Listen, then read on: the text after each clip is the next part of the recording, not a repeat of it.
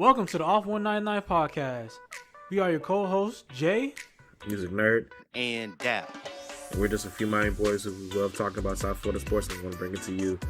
So, without further ado, Off 199 starts now. Hey, what's going on, Off 199 fans? This is your boy, Music Nerd. I am back with my usual co-host, Jay. Yo. And one of our most frequent, probably our most frequent collaborator, A. Jack, a.k.a. Be Great Train. How you doing today, brother? Doing good. Doing good. All right. So we are back to the normally scheduled program that we usually do. Today is going to be the NBA playoff preview. We're also going to be talking about the NFL reactions from this offseason for the Dolphins. We're going to be talking a little bit about the MLB on the Marlins' very, very bad start. We're also going to do a minor preview for the Panthers, and we're also going to do and then we're going to talk about the spring game to end it off. But first thing is first. All right, so the regular season ended yesterday. As of when we are recording this, it ended yesterday. Miami is going to be the 8th seed, going against the play-in against the 76ers. So basically, gentlemen, what do we expect from the Heat for this playoff season? What do we expect from them in the play-in, and then hopefully what do we expect from them in the playoffs? Jay, we'll start off with you because I know you got to see them in person about a week ago when you saw them play the Hawks. So I want to see that reaction to that first. So tell me what you think about this team. First of all, my evaluation of the team, seeing them in person. Obviously, Duncan Robinson didn't play that game, and Terry Rozier didn't play that game. That is the game that Tyler Hill went off for 32, I believe. 33. Mm-hmm. First off, Tyler Hero.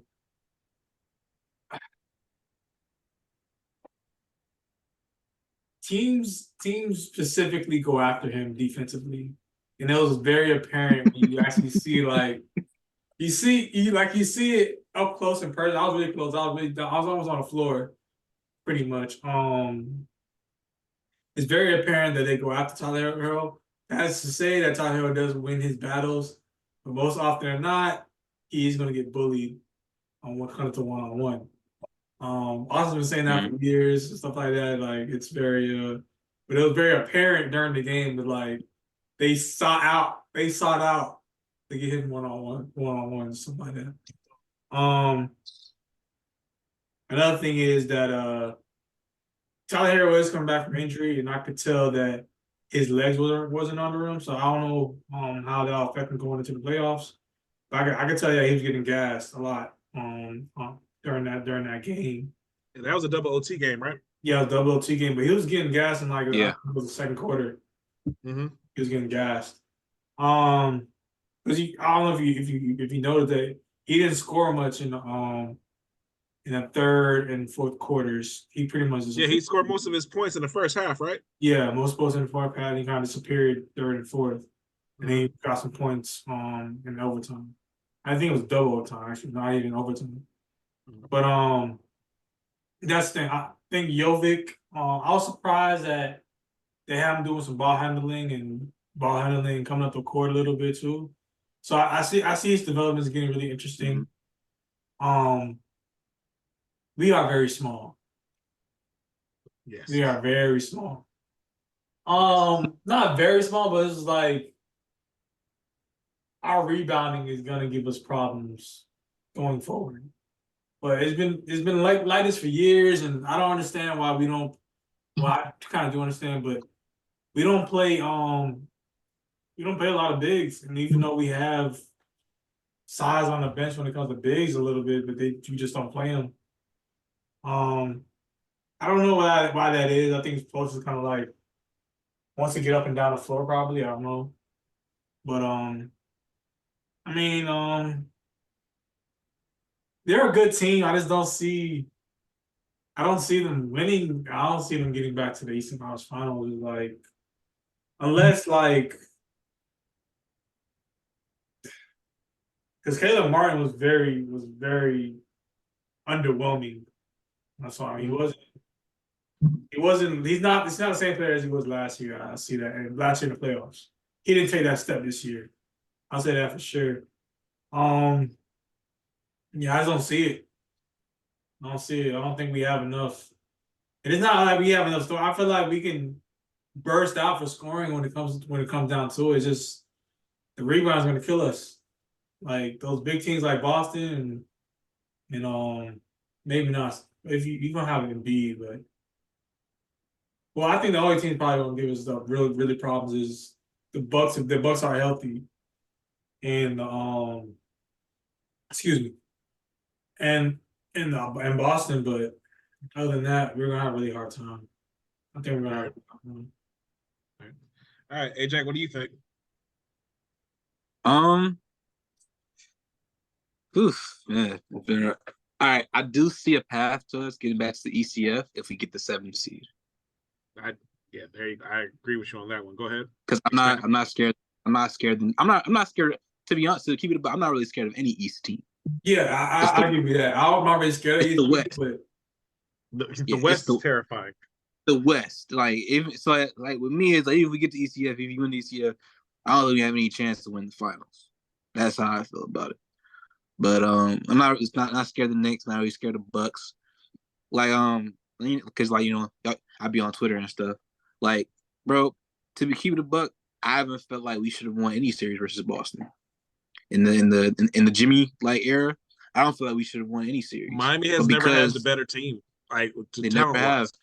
So like even this year with like them being like elite teams like Super Boston, like, as they got to say, I guess. Yeah, I don't like it hasn't changed for me. Like I was in my group chat, I was like, one day, y'all think y'all gonna get them out the ECF again? I was like, I didn't feel like we should have got them out last year, but y'all saw what happened. So it's just like, and then we got Terry now, and then Tyler Heroes, coming back or whatever like that.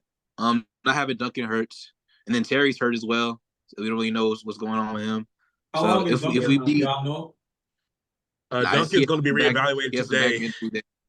Back injury. Yes, and they said he came back too fast. Yeah, he came back too fast. Terry has something wrong with his neck. Pause. So it's just like, yeah, like if we win the play-in, and then we get and we get the Knicks, I think we can make it back. But if we don't, we play Boston first round. I think we kind of like with me. I really think Boston folds under pressure. So in my opinion, us playing them in that first round kind of takes away like some like the psychological advantage. Like I had one guy make this point to me of, well, if y'all play them now, lessen the like probability of like the injuries happen. I'm like, injuries always been equal between us. It hasn't really been, oh yeah, Boston, Boston has all these injuries. Oh, we have all these injuries. It's just like we just won or just beat them type stuff. So it's more so the psychological stuff with Boston. So, and I feel like it's that we don't have that advantage if we play them in the first round. That's my opinion. But in terms of the team, I wish Tyler would be willing to come off it like fully healthy. I know obviously we're not healthy, but I really love if Tyler came off the bench permanently, but he doesn't want to do that. Do you feel like Terry there fits in better with the starters? I do. I feel like Terry and Duncan fits in better with the starters, in my opinion. I have to agree. But I'll expand upon that later. Go ahead, AJ. And I feel like he's better suited for the role of Tyler's best suited for the role of just coming off the bench, being that 6th man.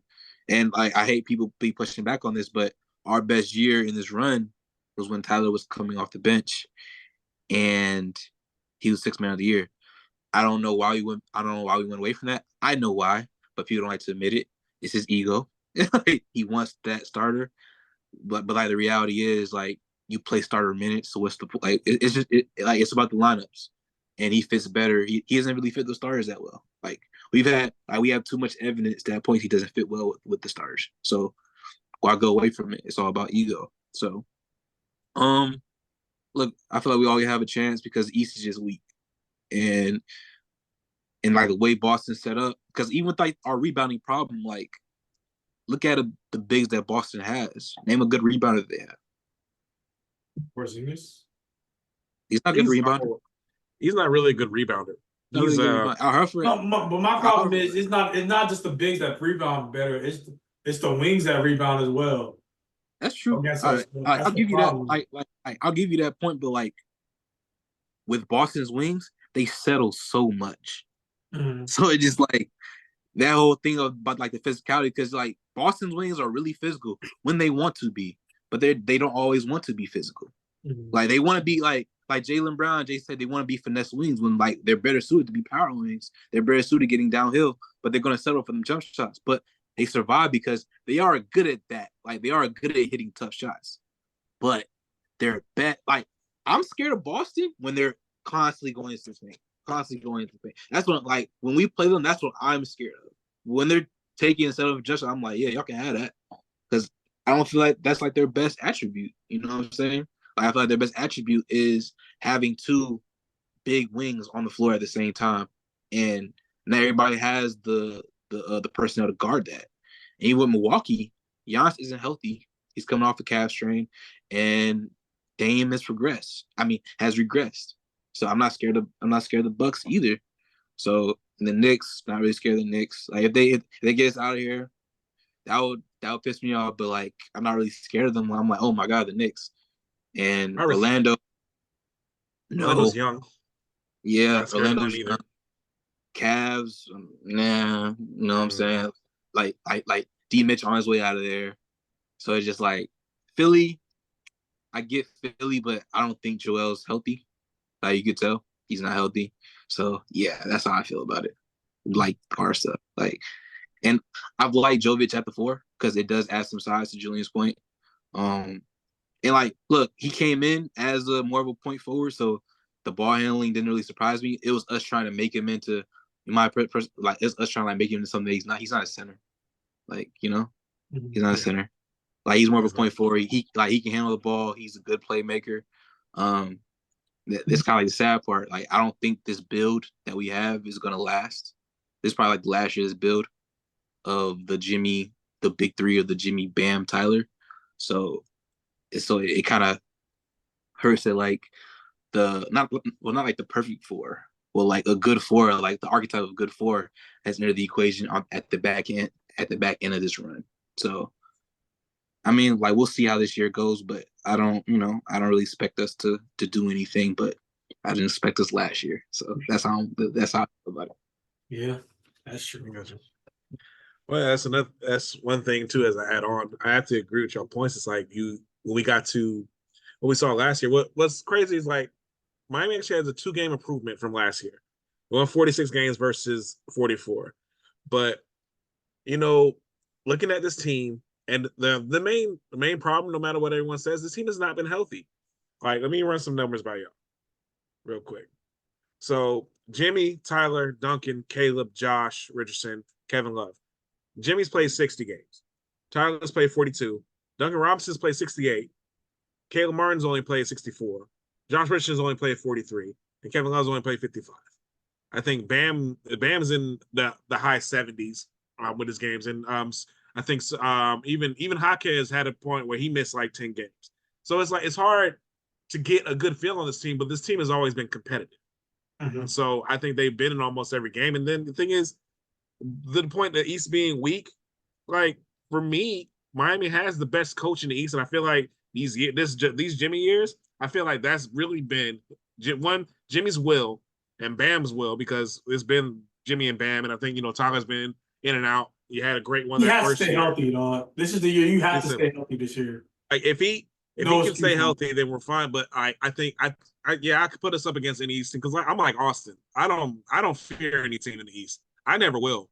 Like I've been telling y'all know a couple of Boston fans work with me, and I was there. I saw them absolutely destroy Golden State that Sunday game a few weeks back, and I said, she was like, "Oh wow, it's really exciting and everything like that. Boston is great. Boston is this." I'm like, I still don't fear y'all because a couple nights before that they blew a 30-point lead to a Cleveland team that didn't have Donovan Mitchell. Mm-hmm. D Wade, not that D Wade, but D Wade came back on them, especially on the road. I mean, they've been much better at home, Celtics team. But Austin's also right. The Celtics have been the most talented team in this last 5-year run for the Heat. It really hasn't been a question. You ask any NBA analyst, they'll tell you the most talented team over the last 5 years in the NBA has been the Boston Celtics, and yet they really don't have anything to show for it except one Eastern Conference championship. And so for me, honestly, you could argue even back to 2017. Not 2017, like 2018, they've been the most talented. Even with the Golden State teams, because Terry Rozier was still on that team back then. Right. So Terry Rozier was a high quality playoff performer for this team, in 2018, 2017. And I got to agree with you on that. Like with like they have been, and they have really nothing to show for it. So for me, yeah, until something changes, until like in their mindset. And so when we talk, I just talked about injuries and everything like that, but every other team is dealing with that too. So for me, that's why I think it comes down to coaching. And Eric Spoelstra is the best coach in the East. It's not even close. It's really not close. Like if you get him in a 7-game series with Tibbs, he's going to outcoach him because he has every time he's played against him. You get him a 7-game series against JB Bickerstaff, that's the coach for Cleveland. He's going to outcoach him. Get him the 7-game series against Doc. He's going to outcoach him. He's outcoached every series he has. Missoula. I coached him last year. Now Missoula was able to get some things, and some things were able to crack their way there and get that series to 7. But it's just Miami's not going to go away. Now, would it surprise me if even if Miami lost this playing game to 76ers? It wouldn't surprise me. And if they were able to get the 8th seed and they played Boston, it wouldn't surprise me if they had a first round exit. Also, wouldn't surprise me if they got right back to Eastern Conference Finals and won it again. It really wouldn't. There's so many things that you can expect from this team, but what I think it's based on, if they are fully healthy, I see them, and if they can win this playing game, I do see them going to Eastern Conference Finals again. I really do. It'd probably be against Boston again if they get the 7th seed, because like I said, I think they can beat the Knicks in a 7-game series, and I think they can beat whoever wins between Milwaukee and Indiana in a 7-game series. Because one, Giannis is not healthy, Indiana is a bit young, and while I think that Siakam adds a good defensive like look to them, I don't think Indiana is going to be able to get past Milwaukee, even with Giannis being hurt. So I don't think it'll be Miami and Milwaukee again if Miami can beat the Knicks. But I am getting ahead of myself. But yeah, for me, it's just that's how it is. But the thing is, what we're discussing as Miami Heat fans now is like the next step. It's like, are they going to be able to beat any team in the West? And I have to agree with Austin. At the moment, I do not see that. So, but if they're healthy, anything in the East is possible. So, that being said, we're going to go into the segue. Right now, who's your pick for the East right now? And then we'll get to picks for the West at the outset of the playoffs. Jay, we'll start off with you. I think I'm going to be the pessimistic, and I'm going to go Boston. Boston? Mm-hmm. Do you see any type of upsets in the first round, though, that make it interesting? Probably Orlando over no, that's Cleveland. Yeah, Orlando, Cleveland. Orlando's the 5th seed. Yeah, so that would be Orlando over Cleveland. Miami over New York. That's an upset. I guess it's maybe not upset. I don't know what the odds are, but I mean, New York would be favored in a 7-game series, but would we see it as an upset? We wouldn't, and there are going to be some analysts who wouldn't either, because New York's technically missing their second leading scorer in Julius Randle, but their best player is Jalen Brunson. And I'll say this: Jalen Brunson has impressed me this lot. I do feel that he deserves a first-team All-NBA selection. But I don't think he's good enough to beat Heat in 7, though. No, not by himself. And the way Miami defends him, they need somebody like Randle to take kind of that edge off. And when Randle played better in the 7-game series last year, that's when they were able to win their games, because Brunson was brilliant throughout. But when Randle was able to get some shots off and actually play well, they won. When he didn't play well, they lost. Mm-hmm. So, who's the 3rd seed right now? Oh, the Milwaukee. Milwaukee's the 3rd seed. Oh, that's interesting. They're playing Indiana.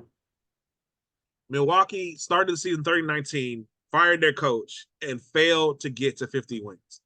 So, Milwaukee is Milwaukee right now. That's not. You know why they fired their coach, or was it like, what was the reason? There were, one, there was fit issues, rumors, yeah. There rumors from they said that he just what Ajax, can you put in? I know there are a lot of things I heard that said that he wasn't getting along with Giannis. There were a lot of things that he did. I know they had a coming to Jesus moment during the in-season tournament, and things seemed to be better, but also I heard that management was going to every practice after that, so that's not really the best look. I heard some nasty rumors about him and his grandson. I heard something like that. Brooke Lopez ain't like the stars ain't like the defensive schemes, the offensive schemes. They just didn't rock with each other. Basically, it was a bad fit. seem like personality wise, because like they had some bad moments, but like then like you look at the standings and they're 30-13, so it's kind of like it's kind of like y'all got some issues, but like y'all still playing You're good. making it work. Yeah, y'all making it work because and like with Brook Lopez, he's a lazy defender, low key, because even when that year they won the title and they started switching everything because like before they won the title that year they was like infamous of just playing drop coverage all the time and they started switching things. And they started switching stuff. He would get so frustrated with the schemes and like he would be well in his hands at the sideline. So it was like for them like to use that as like, oh yeah, like they're not getting along. Like, no, that's just Brook Lopez. He doesn't like he doesn't really like change or whatever like that. So I mean, I feel like it was a mistake to fire the coach, but hey, like with the stars want they usually get, right? Right. I mean, in the way they celebrated it, they were dancing in the line and stuff like that. But they finished the season 19-21 after a 30-13 start, where you're on pace to get 60 wins. You fail to get 50. That's not a good look. So if they have another early playoff exit, they're gonna have to look at things because they spent a lot of capital to get Dame there. So even though not as much as what Miami would have given up, but that's another conversation for another time. But that's a lot. That's a lot to go for. That's another first round playoff exit. When you do all this to beat one team, and then you may not go farther than that. So we'll have to see that. That's another game. But as I was saying, you said the Celtics. What about you, Jack? Who do you see coming out the East? And the Celtics should make it there. Mm-hmm. Well, who do you think is going to? The Celtics. Celtics? Like what I think and like what I feel for the most part is the same. Like they should make it there. Like you see the Celtics play, like you see how they play, and they should do these things. But it's always a but with them. So it's like and like like their fans feel like they fall for like the same trap every single year. This that like bro like and they be getting so mad when people doubt the team. I'm like bro, we haven't seen it from y'all yet. We haven't seen y'all cross that mental block that y'all have because they should have lost to Golden State in the finals either. Yeah, they're a more talented team.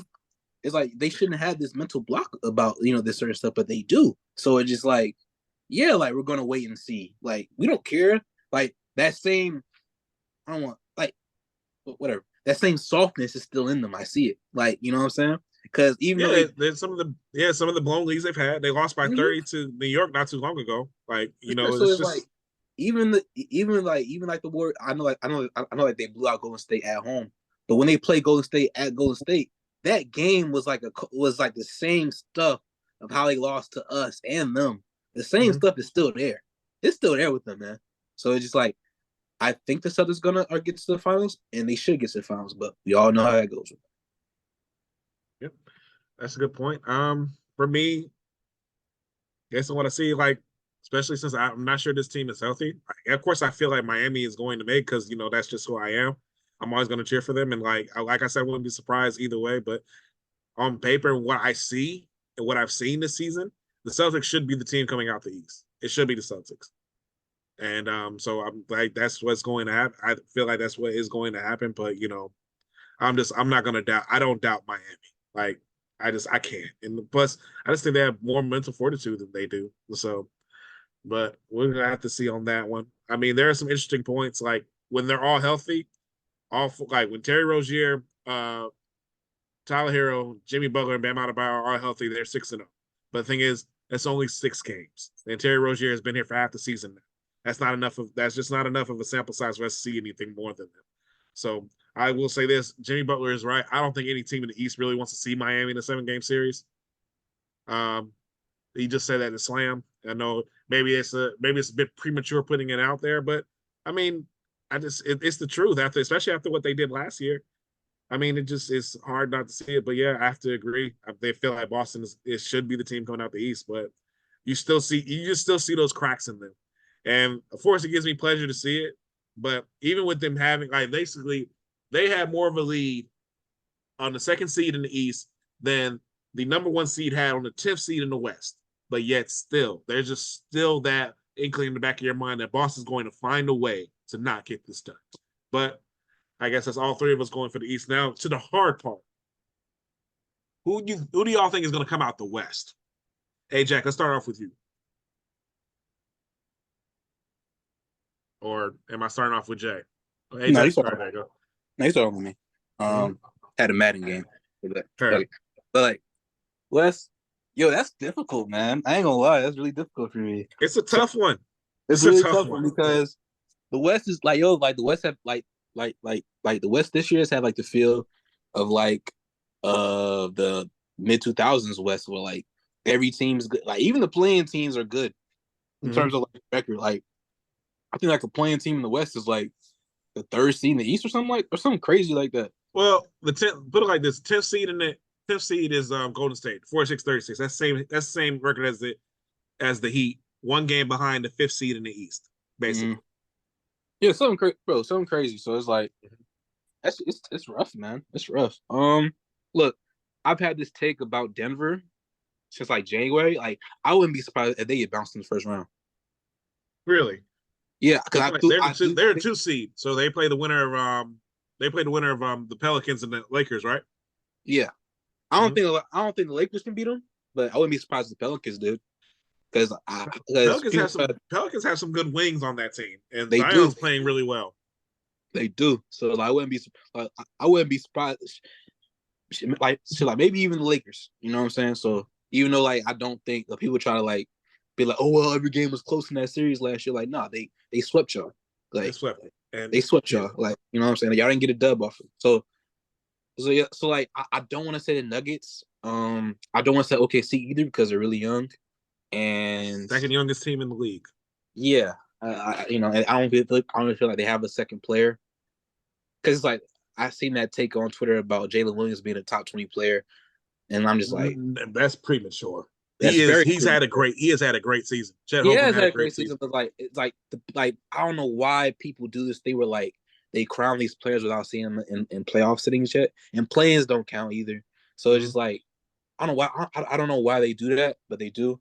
People get excited and like try to put more time. I think that's something that's happened with Tyler Hero. But the thing is, I think the difference is Tyler Hero had his best games in the playoffs during his rookie season.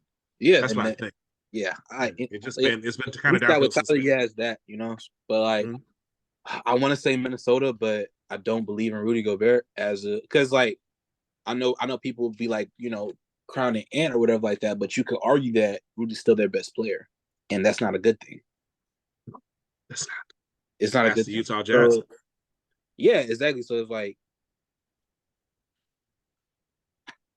that's the thing. Like, IDK. Like, I really don't know because I don't believe because like I think if the Mavericks made those trades in the offseason instead of mid-season, I probably would like believe in them more to make it there because like the moves that they made, because like I think they identified that like what's crazy is about Luka is that like they make these trades because he doesn't care about defense, and because they made these trades, to basically to solidify their defense, he's actually trying on that end now.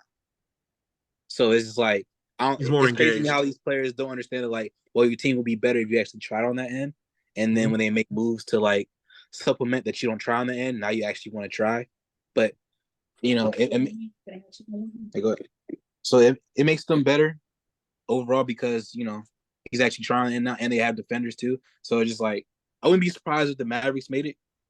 So that's one thing. So for a note, Bleacher Report did have a little knockout round thing right now. Right now, what they have is Heat versus Mavs in the championship game. That's Bleacher Report picks, but that's not how we do things. Wait, what?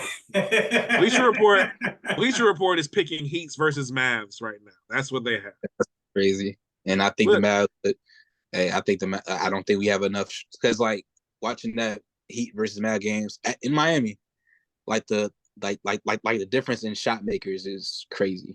It's like absolutely insane. I actually thought Miami was going to beat them last week, but then I looked at the game. I was like, nope, I was completely wrong about that. I was at work, and then I think we was up by like 11-6, and then because I was I work at the YMCA too, and I was watching when the TV's like on the gym floor, whatever like that, and then like we was up 11-6. I was like, oh, it's a good start for us, and I see Luke hit like a low 3, and I was just like, yeah, there it goes. Do that. Do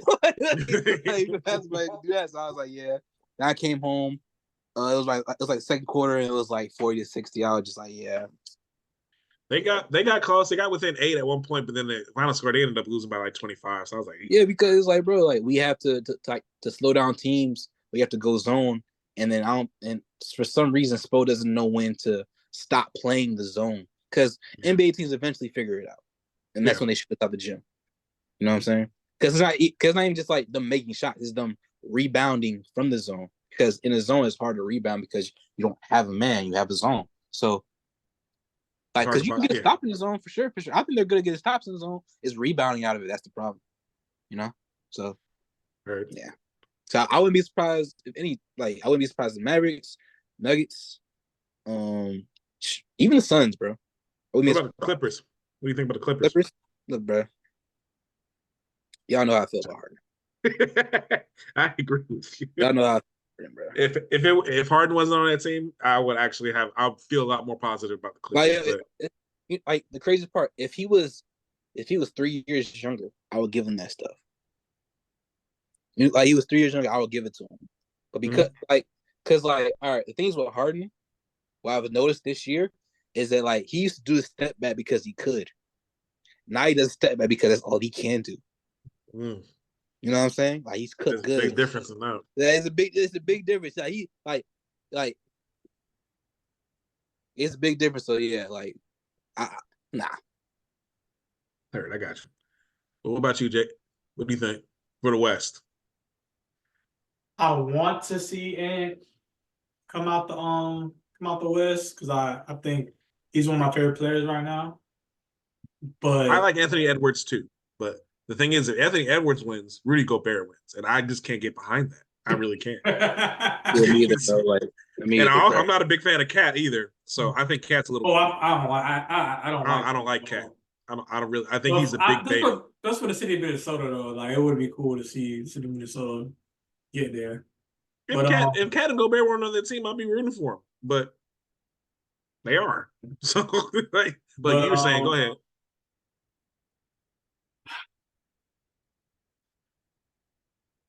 I think the Thunder are too young. I might have to go with Denver. Denver again? Yeah, Denver again. Right. Too much uncertainty. Otherwise, you think? It's like they're good, but it's like a lot of youth. There's a lot of youth around there going around, and I'm gonna just go with the experience. Well, I think in that situation, I do have to agree with when the West has been like this before, when they've had these crazy seasons where the teams have been so close apart. These were the years that the Spurs would win. Yeah. So, but the Spurs are not there. Anything like I guess the only team that's like that you could say is Golden State, but I think Golden State is just too far. I think it's gonna be a lot for Golden State to get to the play-in because when you look at it, they're gonna have to be Sacramento. Yeah, they gotta be. Yeah, that's gonna be a tough game, and then when they gotta beat whoever loses between the Pelicans and Lakers, and that's gonna be a tough game too. So, like in that type of situation, that's like usually that'll be my go-to. I'll pick someone like Golden State, someone who's been there before. Now that being said, if Golden State gets in tournament, who knows what's going to happen? Because OKC is very young, so it's as good as they are. And SGA, he's been in playoff battles before, but hey, he's not been in a playoff battle as a clear-cut number one. That's a difference. It's a huge difference. Mm-hmm. So, for me in the West, I gotta say I have liked what the Mavs have done. Is a complete 180 from what they did last year. They're a good team to watch. It's a tough one. For me, question, do y'all think Grayson Allen is a $70 million player? I think that if Duncan Robinson got $90 million, I think he's going to get $70 million. Okay. I think this is the second year in 4 that he's led the league in 3-point percentage. Austin. Yeah, he's not I know it's hard to not look at it like that, but he's definitely a $17 million player. Yeah. Yeah. He's gonna, he's a specialist. He's gonna make money. He's solid at defense too. I'm not the biggest fan of his game, but I know it's hard not to look at at the total contract, but he's definitely a $17 million player. He's a starter in this league because he's a great. Yeah, and especially for someone for a team like the Suns, he provides a lot because he can get it. He can get that on shot, and the Suns have a huge problem with depth because they have none because of all the trades they've had to make. So he's incredibly valuable for a team like that. They really need to keep him. They really don't have much of a choice. They want to be able to do any type of competing. Now, if the thing is, if Phoenix was a lot healthier, then you'd be seeing them as a much higher seed. But we talk about Minnesota and them having that ability. Minnesota, I think, has the ability to beat Denver. I think they could beat that team, but they're gonna have some trouble with Phoenix. Phoenix is gonna be able to score, especially with all three of them being healthy. That's tough. So I guess for me, my pick. Yeah, it's gonna be. I'm going with the Mavs. I'll go with the Mavs. I think the Mavs are gonna actually push through. So that's what I think. I think what it's been for me, the way that Luka's played, and I think it's Kyrie taking that step back and actually playing like a good number 2. So for me, but I think also just too much uncertainty on the rest of the pack. One, but also I think with the Mavs, I think they'll be able to. I think they actually match up well with the Clippers. I think so they'll be able to take care of them. But also I think that they'll have a good matchup with OKC if they're able to get them. So I think that it won't be. They won't have to go through too many battles before they get to the Western Conference. So they're able to put all their eggs into that Western Conference basket. So I think whether they play the Nuggets or the Wolves, I think that they'll be able to actually compete with them. So also I think there's some like the Nuggets, there are some chinks in that armor. I think they miss Bruce Brown a lot more than I think they're letting on. And while I think Jovic is great, I do think that Dallas has some people they can put on Murray, like Hardaway. I think can play him well. I think so. I'm going with the Mavs. Just kind of being contrarian. Not just something about me is not believing in the Nuggets right now. That's really what it is. And so also I can't pick the Minnesota. I want to for Ant's sake. I really do like Anthony Edwards. I think he's been the incredible positive force that they needed since they lost Jimmy. I think he's definitely the reason why they've been able to push forward and get into this playoff push. But also I have to agree with Austin. It's not the best look when Rudy Gobert has been your most consistent best player. And Anthony, I need things to go nuclear for them to get past what they need, especially their offensive goals. And I'm not sure he's there yet. So I'm gonna go with the Mavs on that. I'm also too. I think Luka's playoff record is a bit better than anyone else's besides Jovic in the West right now. Jokic, I mean. So the way we're seeing it looks like Boston versus the Mavs for me. Austin, Julian, you're going Boston versus Denver for you, and Ajax, you're going Boston versus. I don't know. Okay, we'll figure that one out later. All right. So that's predictions for the NBA playoffs. All right. So right now we're going to move on to the NFL. So to recap, the Dolphins lost a lot in free agency. A lot things that we predicted. We did not think they were going to be able to keep Van Ginkel. They lost Wilkins. They lost Hunt. They lost so many other people. They lost a couple. Deshaun Elliott, I think, walked away. Who else did we lose? Now, X. But he still hasn't signed with anybody, right? No. So we'll see what happens there. Even though I know he said that door was closed, I'm still holding out hope that Miami's actually able to work out something with him. But in the end, we'll see what happens. But they were able to add a couple players from out there, able to add Pryor, and the Bills also lost a lot. So what is y'all reaction to the Dolphins offseason? Ajax, I'll start off with you. That's the crazy part. I was disappointed in losing Wilkins. That's all the contract. Miami's not going to be able to afford that. Yeah, he wasn't. That's just point blank period. Was going to be able to afford him. But X, I'm a little disappointed because it definitely seemed personal because it's he comes out and says, "Yeah, I wouldn't take it. Would you if you said something along the lines of, I'm not taking a pay cut for Miami," and then the report comes out that he would take a pay cut for a playoff team. It's kind of okay, you just don't want to come back to Miami, and that's cool. But I just hate when that type of conflicting stuff comes out.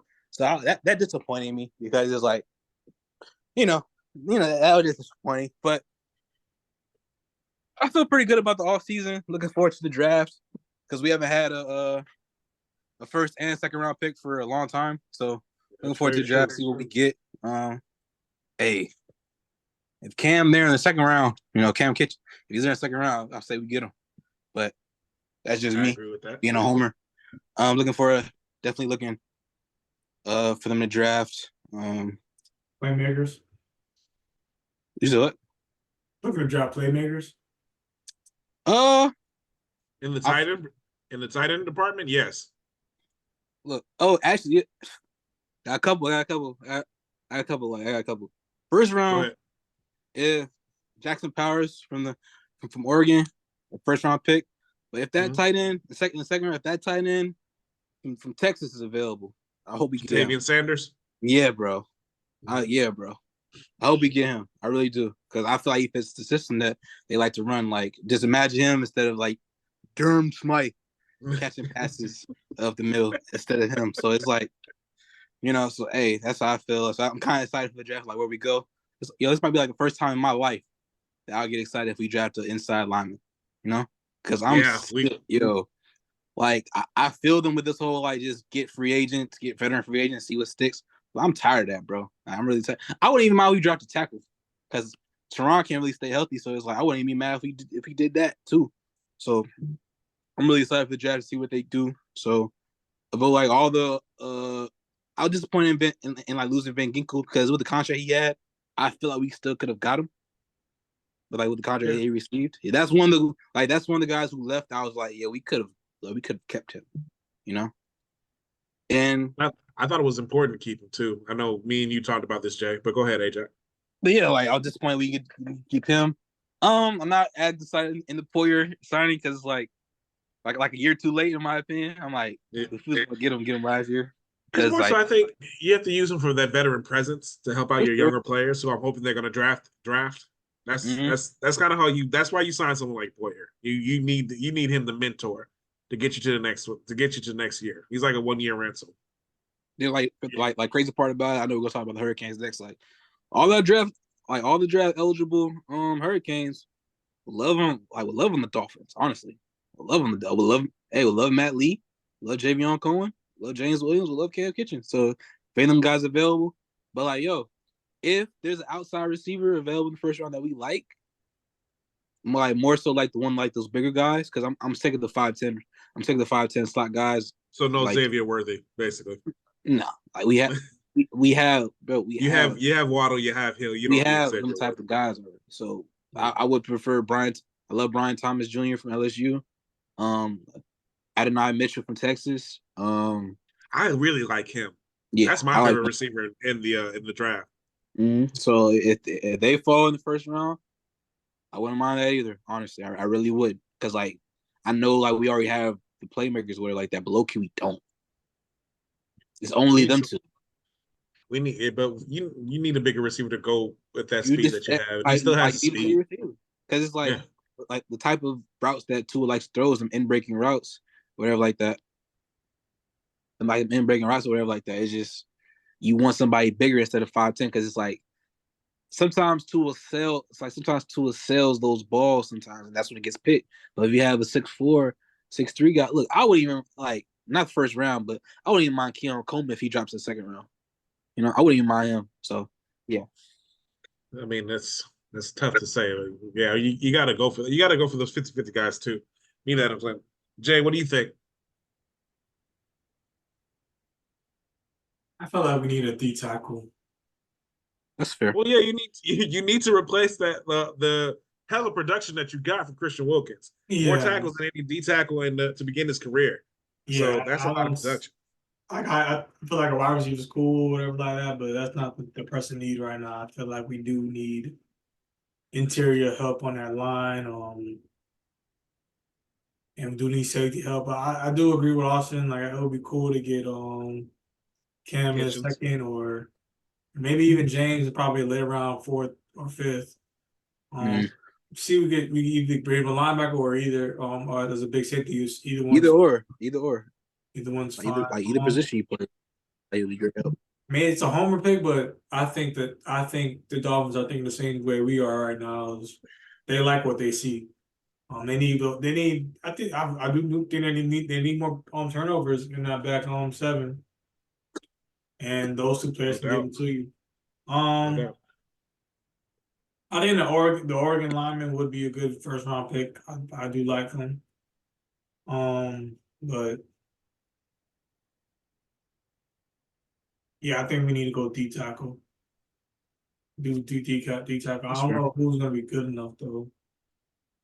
That guy from I seen that guy from Texas get mocked to us. So yeah. We'll I see. think I just do think we need to go ahead and get us a D tackle.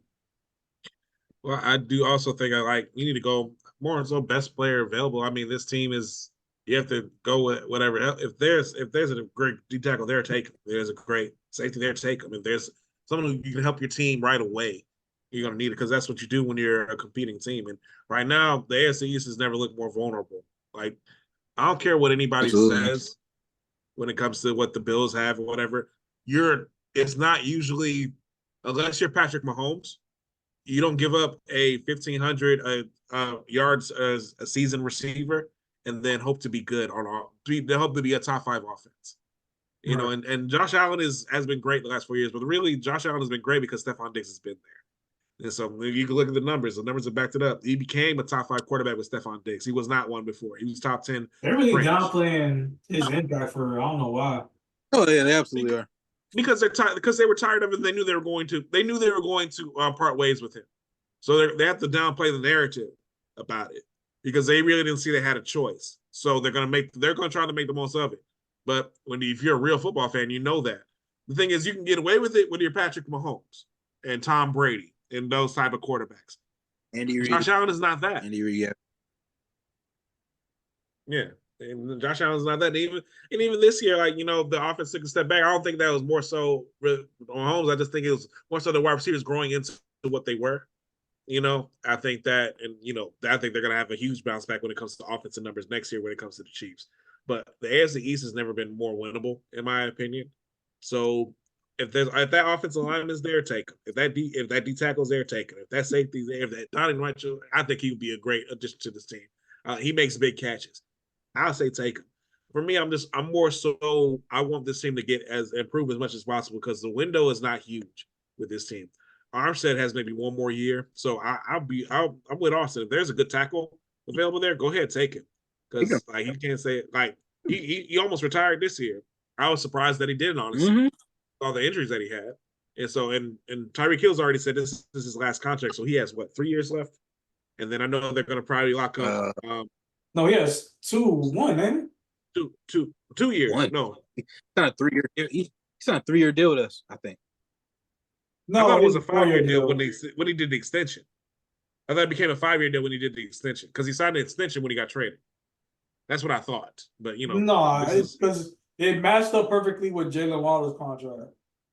No, Jalen Waddle's going to be up for contract next year. Oh shit. Well, yeah. See, so that window's about to close. So you have to start thinking about this when you want to think about long term. Because one thing I said before on this podcast, Miami's window's not big. So Miami does not have a huge window. It's kind of like what the Rams did a few years back. They maximized as much as they could, but they shortened the window by doing it. So, Miami has got to find a way to make sure that they can extend this window as long as possible.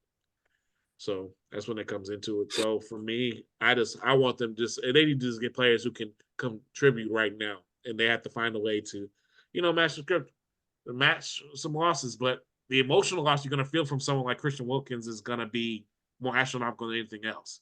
So I think that's going to hurt them at least to begin. His leadership, I think, was the most valuable part about him. And I think that's why Miami was going to pay him. But looking at that contract, that contract was just too big. Miami is already priced out. They already have the highest paid players at wide receiver, tackle, and corner. I mean, that's way too much money at a certain point. You can't really add D tackle to that. I don't think Jalen Ramsey is the highest paid corner anymore. I thought when he redid his extension, I thought he became the highest paid player at corner. Because he did an extension when he got that's the thing. Miami extended all these players when they got traded to. Armstead they extended guaranteed money. I don't think even the extension he signed. I don't think even the extension he signed. I think he signed the extension like less than the cap load on us. I don't think he was still the highest paid. I could be wrong about that, but I know he restructured it because to make it into more guaranteed money too. So there's that part as well. But even with all that being said, Miami's an expensive team, and it took a lot for them to get under the cap. So you have to do with what you can. And then Jalen Phillips and Bradley Chubbs are hurt, so it's like Mm-hmm. And then that's We'll see. Bradley Chubb. Bradley Chubb is an expensive contract, and Jalen Phillips. Even though right now both of them are ahead of schedule, they said they could be ready for training camp. Jalen Phillips' contract is about to be up too. So are you going to pay him? There's a lot of things going on with this team. So you need contributors now. You're going to have to maximize them and then probably watch them go again. So it's going to be a tough one. But that being said, so basically with what you see like in the draft, do you think Miami can get to the point where they can become the best team in the AFC East through the draft? Do you think it's only going to be happening through the draft, or do you think there's some more moves to be made through free agency? I think they already are. I think they already are for sure. I mean, on paper for me, yeah, I have to are. agree with you. Even with what they've lost, I think they are better than the Bills right now. And then the Jets are the Jets, and the Patriots are rebuilding for the first time in almost 3 decades. So we have to take advantage of that while we can. So, well, we'll have a little bit more reaction when we do the draft a little bit. We'll have probably a little bit mini episode after that. But for now, let's move on to the NHL. The Panthers have been playing very well lately. They enter, I think, as a 3 seed in the NHL, but the seeding is a bit different when it comes to the NHL. It's weird, so it's not always black and white. Technically, they were a 4 seed last year, but like a second 4 seed, which made them the 8 seed. That makes sense, and they were able to get the Stanley Cup Finals. So do you think that the Panthers are going to recapture a little bit of that magic they had last year? Because they already have 50 wins on the season. Or do you think they're going to have a crash? Or do you see them going back to the Stanley Cup Finals? No, the Panthers are legit. They're probably like 3 points behind first place. Really. So I feel like this is probably another repeat year of them getting to the finals. Because they probably look better this year than they did last year. Yeah, they had a lot of injuries in like the Heat did last year, so that's why they ended up with the AC.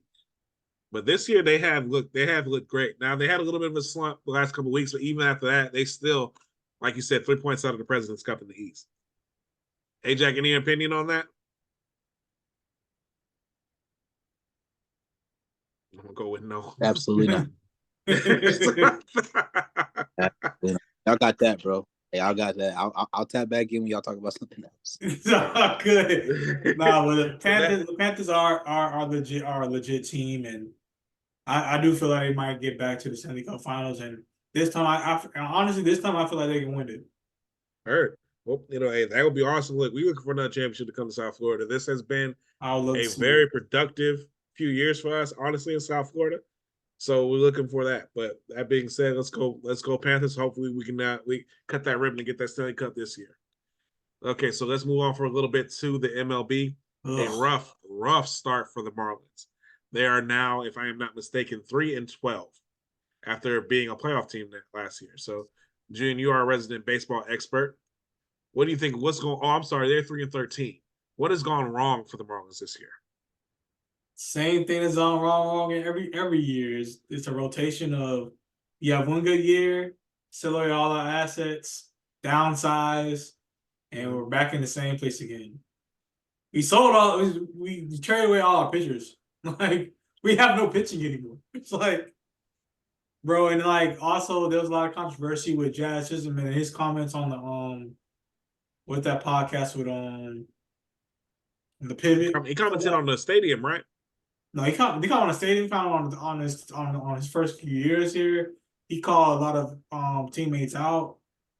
It was a very interesting interview.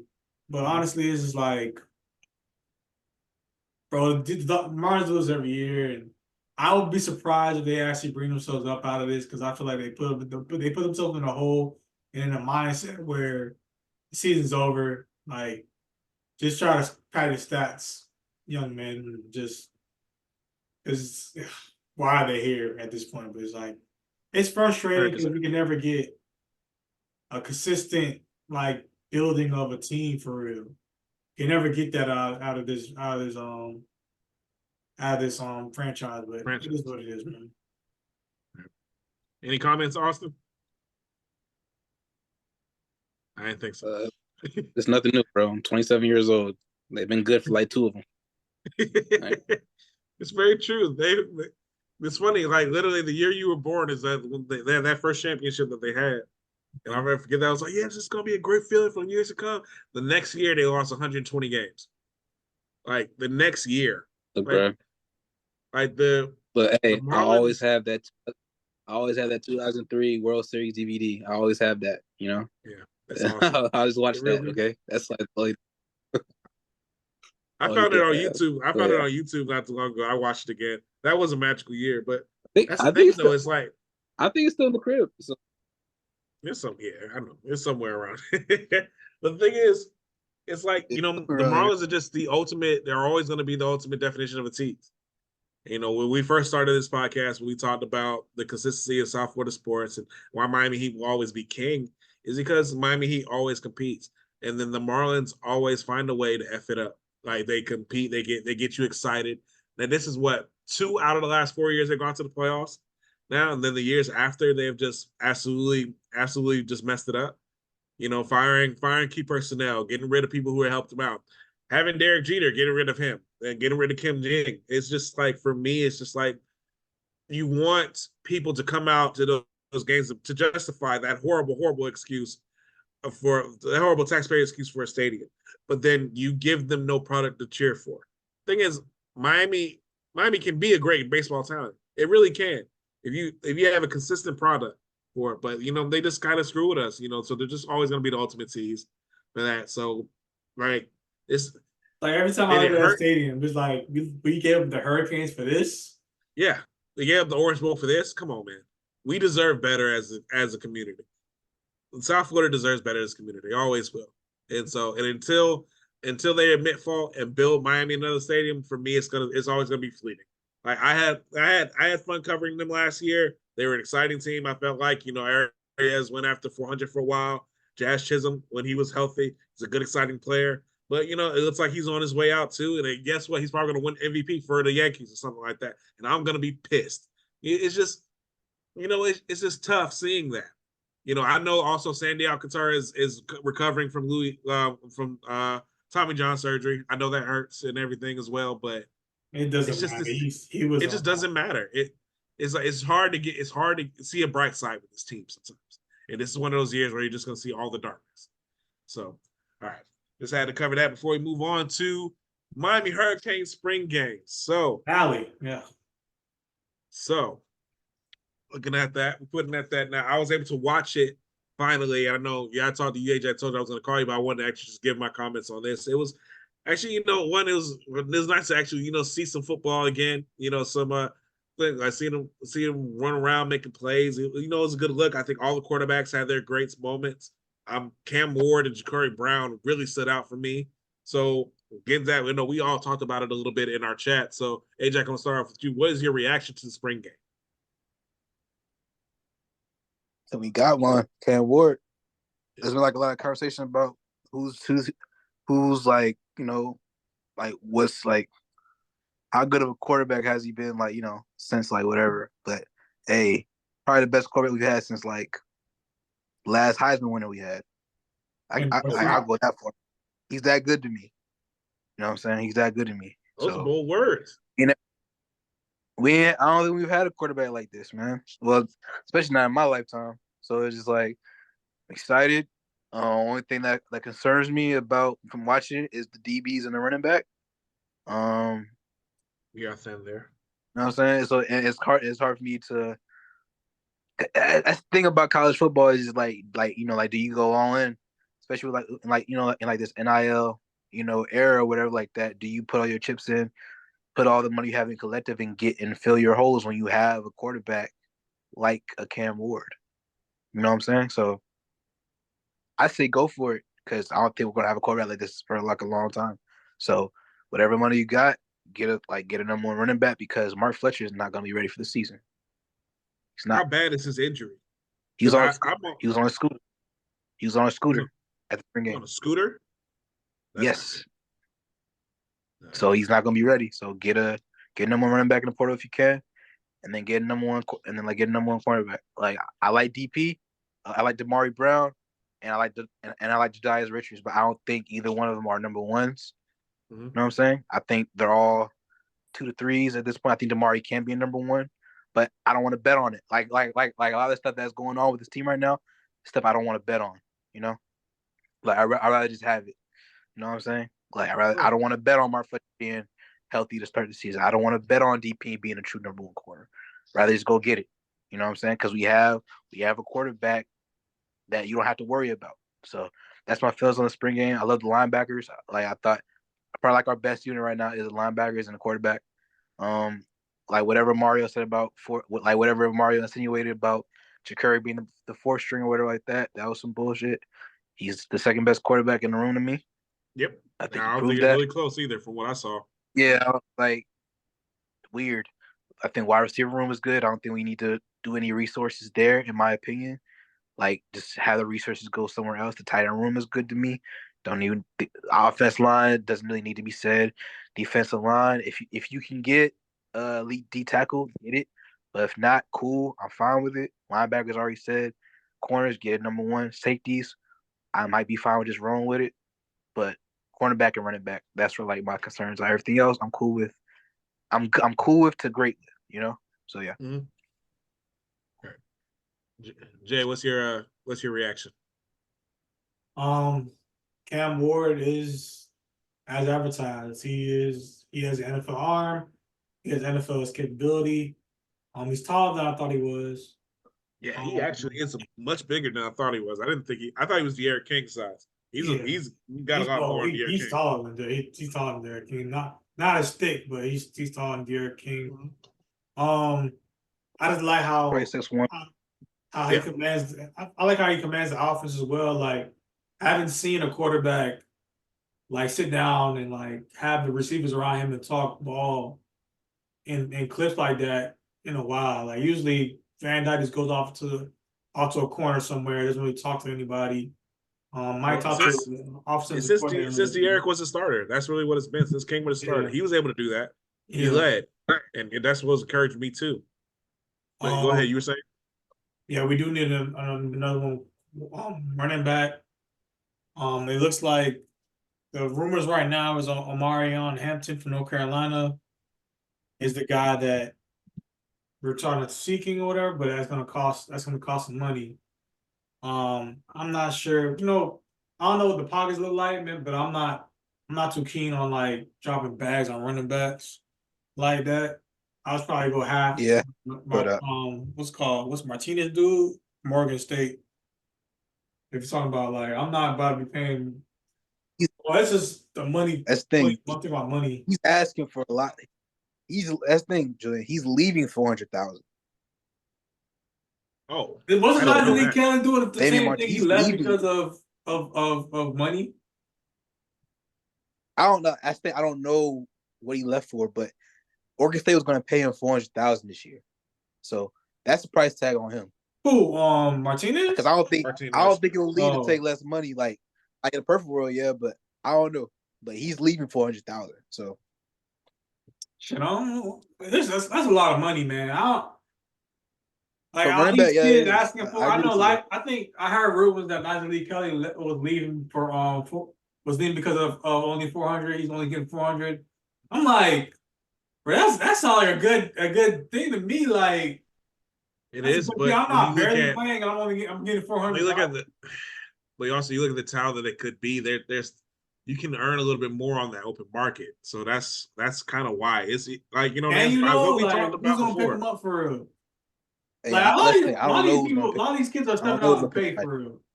Yeah, we'll have to see. No, it's not really. That begs the question. There's like a bunch of backdooring going on.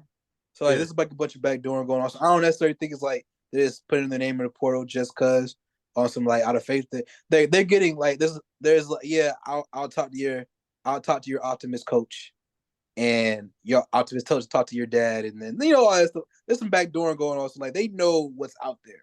Like even with Ja'Carry, like schools are interested in him because of the backdooring that's going on. So if he chooses to transfer, he'll end up somewhere. Like these kids just don't transfer for nothing. Like, well, a lot of them don't. Some of them do, but a lot of them don't. Like a lot of them know. Because like even with basketball, like there's like a bunch of like portal entries that said no contact, do not contact me, because they already know where they're going. And how they already know where they're going if the portal didn't open yet. Because they're backdooring. So that's a good point. A bunch of backdooring going on. Well, that's a very good point. But that begs the question: do we have any insight on what happened with Parrish? Because if Fletcher's hurt, I don't understand why Parrish would leave. I I don't think know if I think Parrish got pushed out. I think Parrish got pushed out. Okay, that makes more sense. So, okay, well, And now it hey. looks like a huge mistake. Yeah, because if Fletcher getting hurt like that, you know, if they push them out, it might have been I think they already know who they're going after. Or they already It could be probably that too. like they might know who they got lined up then. so basically it's a wait and see game. Heard. But yeah, I mean, I have Yeah. similar reactions to Tomorrow's y'all. gonna be insane. Tomorrow's gonna be insane. I know Yeah. that for sure. Tomorrow's gonna be insane. It's probably gonna be a happy day or a sad day. I don't want to see Ja'Cory Brown leave, but man, I Either, cannot. man, I really don't. I mean, he has debunked all the rumors that's come out. He says that he is committed, but I mean, who Yes, knows? he came out and said that. There's Nah, yes, he just like, said he just said he hasn't done it yet. He basically said Yeah. I haven't done it yet because some dude Yeah. said, "Well, yeah, he's planning to enter the portal." He was like, "Slow news day, huh?" Because he hasn't done that's it what yet. he said. So I don't know if So- he's going to. But me personally, I don't think he should. Just awesome. Even like looking for in his benefit, I don't think he's trust. I do think he should stay a year and learn from Cam Ward. I do think he should do that. That's just me And personally. also, Yeah, I because think he one plays more like him. yes, exactly. That's exactly the point. I think Cam Ward is more his playing style. Van Dyke wasn't. I think that if Miami is able to make this offense work for Cam Ward, I think they can able the next year to make it work for the last 2 years of his career for Ja'Cory Brown. I agree with you. I think it's in his best interest to stay. I think he's putting in all this work, and I think that he is balled out whenever he can. You know, I think we all notice that as fans. Like we rock with you when you stay with us. I'm a big Ja'Cory Brown fan. I think he is the future of this. I think he's better than Emory Williams. The thing He's is, definitely better than Poppenberger. I don't think the coaching staff fucks with him anymore. I mean, Broxman, I'm sorry. Yeah, I don't think they do. I don't know what I guess I think that interview probably had a lot of people made a lot of people mad. When I thought it wasn't that big, it ended up being bigger than I thought it was. What's that big of a deal to me, man? Because like at the end of the day, bro, coach, like just me personally, like coach's lying is normal to me. Coach been lying to me all my life, so it's like for Curry to say like, yeah, the coach, they be doing their thing. I was like, oh my god, like that's so surprising, so that's not that big of a deal to me. Coach has been lying to me all my life, so I know the game. So it's I mean, some of the things surprising to me. Well, that's kind of what opened my eyes a little bit too. Some of the things that used to happen to you when you were a kid, and like some of the things that even happened to you, Jay, when you were in high school. When some of the coaches told you, it's like you think everything is fair, but really, in reality, it's not. It's a business. Once players turn 10, and then like it becomes a business. It becomes who controls their future. They're gonna tell you whatever they're gonna tell you to get you to play for them, whether they even intend on playing you or not, bro. Like, yo, why y'all think I went back to crop? Yeah, we know. Things happen, and that stuff never came, bro. Never got nothing. I literally got nothing. What they told, like what they told me and Dad was gonna happen. Nothing came to us. Like nothing. So it's just like